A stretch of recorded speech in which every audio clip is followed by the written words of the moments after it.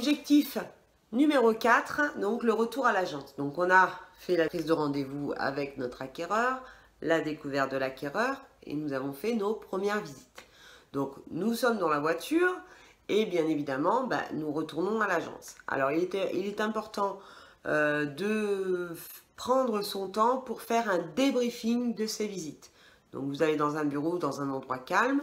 Vous proposez peut-être un verre d'eau, hein. Toujours on essaye de se mettre à la place des personnes. Vous allez vous poser et vous satisfaire de ce rendez-vous en disant écoutez, on a pas mal bossé, hein.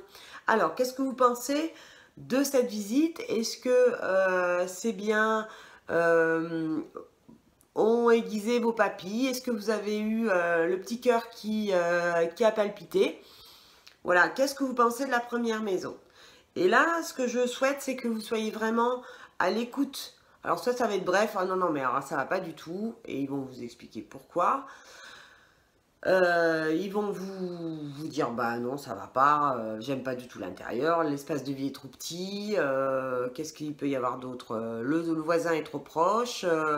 Alors, vous allez pas vous contenter de cela. Vous allez essayer d'apporter des solutions. S'il y a du voisinage trop proche parce qu'on voit trop de vis-à-vis, éventuellement, s'il n'y a que ça qui les ennuie, éventuellement, vous êtes là pour leur proposer de végétaliser tout simplement la limite de propriété de façon à qu'il n'ait plus aucun vis-à-vis avec le voisin.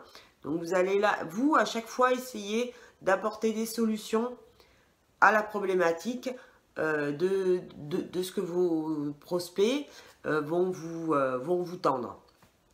Alors si c'est un espace de vie trop petit, là vous, à moins d'enlever une pièce d'une chambre parce que il y a 4 chambres et ils en voulaient que 3, éventuellement ouvrez une cloison de façon à optimiser un espace de vie plus grand.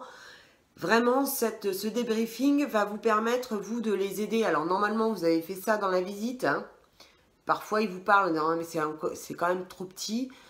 Bien sûr, j'aurais dû aborder ça dans la visite, mais c'est important lorsque vous partez en visite, c'est d'expliquer aux gens que vous n'êtes pas leur ennemi. C'est pas parce que ils vont vous dire que le bien leur plaît que ça y est, vous allez penser que c'est gagné. On est là pour avancer ensemble, on est une équipe.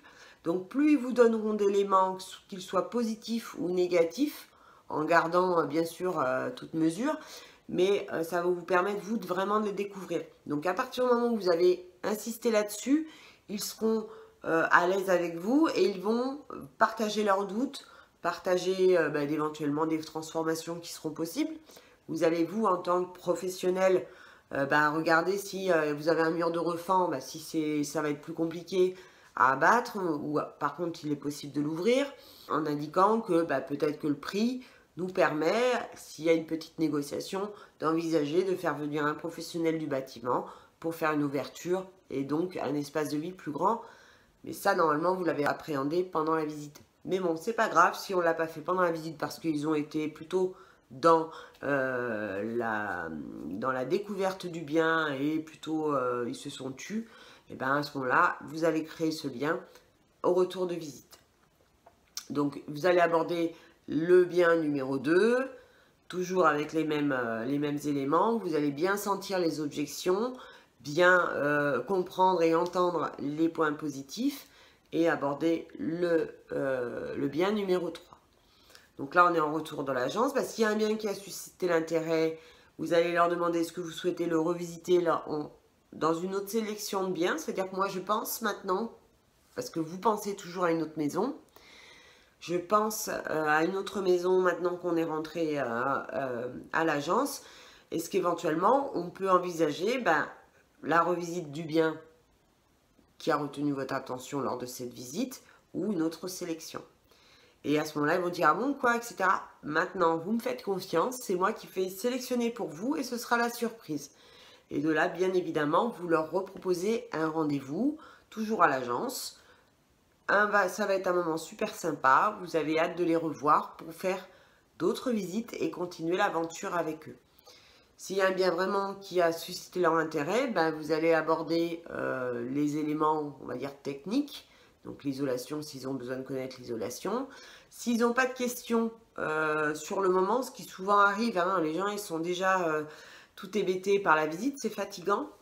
Donc n'hésitez pas à leur proposer s'ils ont des questions demain ou après-demain, ou ce soir, ou en rentrant, voilà, qu'ils vous l'indiquent par email ou qu'ils le notent lors de votre prochain rendez-vous, de façon à que vous puissiez y répondre, soit par mail ou soit lors de la prochaine visite. Donc élément fondamental, retour à l'agence, il faut qu'ils repartent avec un rendez-vous.